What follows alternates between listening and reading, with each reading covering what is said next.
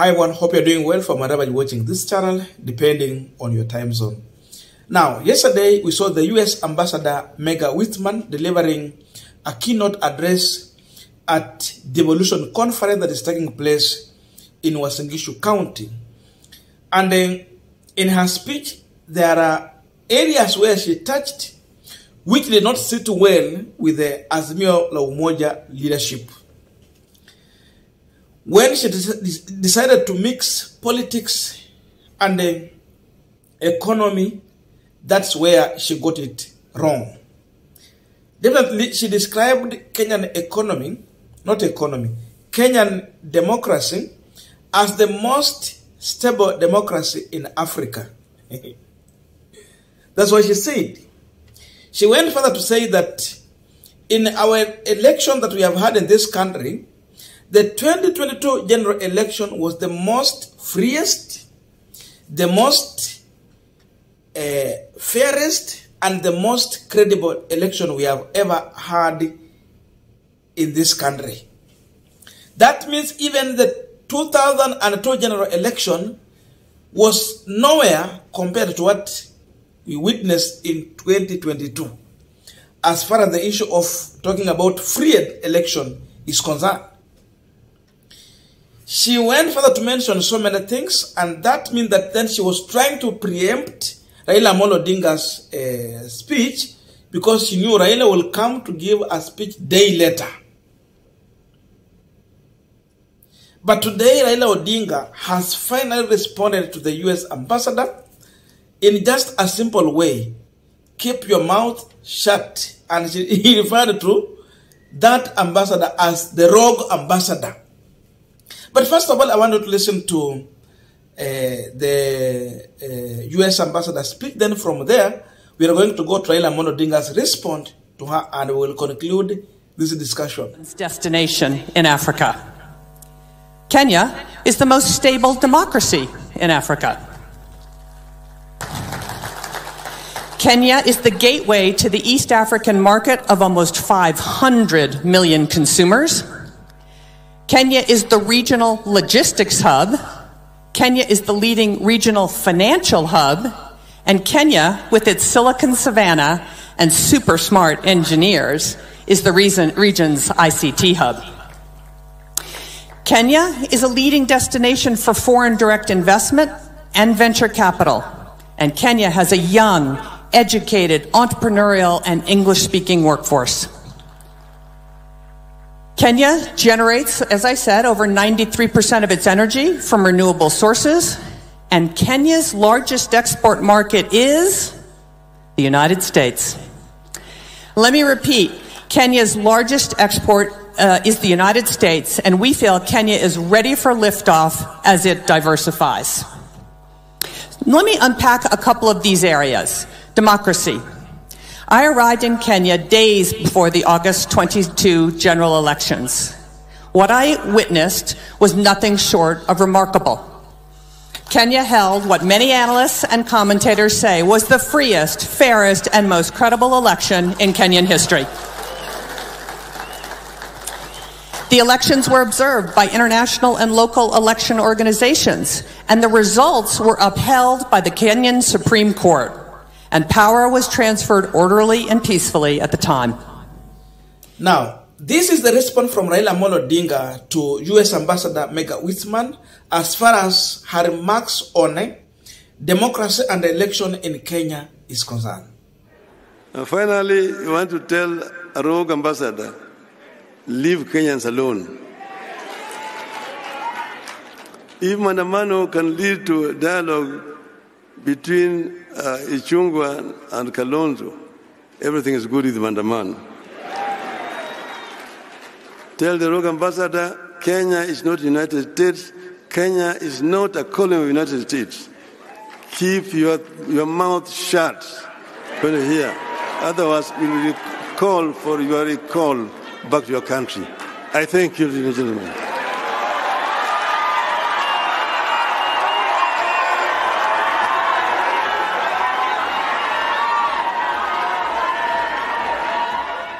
Now, as we continue with this panel discussion, just a quick request for those who are watching and you are not subscribed, please consider subscribing. To our return subscribers, I must say thank you so much. And again, to all our viewers, please give this video a thumbs up. Thank you so much, and back to this discussion. Now, Raila Odinga is very clear that the rogue ambassador must be told that Kenya is not a colony of US.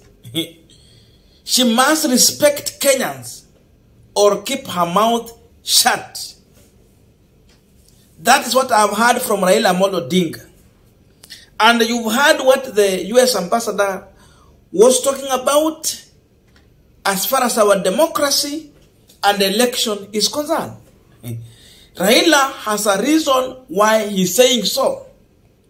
Because what the US ambassador was trying to do is to preempt Azimio la Umoja's position as far as the election of 2022 is concerned. As far as our democracy is concerned, two things. Azimio believed that the 2022 election was not free and fair. They believe that there is someone who should change them at Bomas of Kenya. Because then before the ambassador talked about free election in this country, what she's referring to as freest and fairest, she must be well aware that we had a divided IBC commissioners. 4 disagreed with the 3. And the 3 went ahead to announce William Ruto as the winner.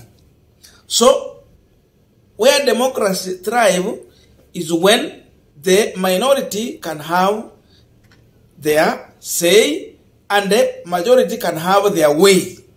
In Kenya, the minority had their way, but the majority had their say. So here it is opposite. Again, when we talk about this election, our memory is still fresh on how the US ambassador and her delegation, together with the UK delegation, was behaving at Bomas of Kenya. We still remember. You could tell, indeed, these individuals are in a mission, and they wanted to seal the deal by ensuring that their person is being announced the president and handed over the certificate.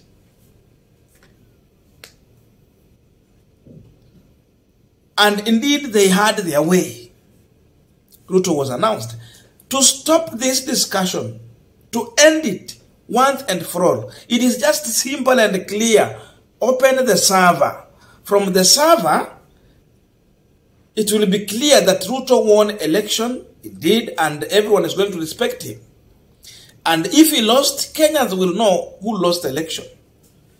IBC up to now is yet to publish to audit and publish the audit record of 2022 general election. The question is why? So, if the US ambassador was delivering the message from Joe Biden, he should be also delivering the response from the Azimio side. That we are not the colony of US. That is the message. What Kenyans believe, and majority of them, is that, I'm talking about those who supported Raila Odinga, that election was not free and fair. And this can be confirmed through opening server. And if Kenya Kwanza indeed won this election, what is worrying them to open this server? You just open and confirm. You close the debate once and for all. As long as servers will never be open, it is very hard to convince Azimio that they lost this election. Number 2, we come to the issue of democracy. Our democracy allows Kenyans to demonstrate, to picket, to protest whenever they feel that there is something wrong and no action is being taken. We just take to that point, to election. When Kenyans went to the street to demonstrate, what happened in this country? Did democracy thrive, or does the US ambassador means that by police officers shooting at demonstrators with live bullet, that means democracy? Ama anakusudia nini? That is why Raila Odinga is referring to her as a rogue ambassador. That's why Raila Odinga is telling her to shut up. Because if indeed she was well aware, she would not be dancing on the graves of Kenyans who have lost their lives just because they were exercising their democratic right. Right to picket, right to assemble, and right to present petition to the specific authorities. Tuliona watu walikuwa tear gassed, beaten. As we're speaking now, many Kenyans are in hospitals nursing wounds and injuries. Just because they were hungry and they were telling the government that we are hungry. So when you want to talk about democracy in Kenya and say that Kenya has the most, it has the best democracy in Africa, is that what she mean, the best? Tumeacha na mambo ya kura tuongelee sababu tumeongelea. Turudi tuko mambo ya kawaida. What we are witnessing in this country is someone who is behaving like a dictator in the name of a president, who sent police officers to act like goons, to beat, brutalize, and kill harmless and armed, hungry Kenyans who are just demonstrating and sending a message to the regime in power. Raila is saying, no, we're not going to buy into your drama. They are setting a pace for discussion. They are setting agenda for a discussion, and they don't want Azimio to question anything in that bipartisan talk they are having on the issue of service. They don't want. The people are saying no.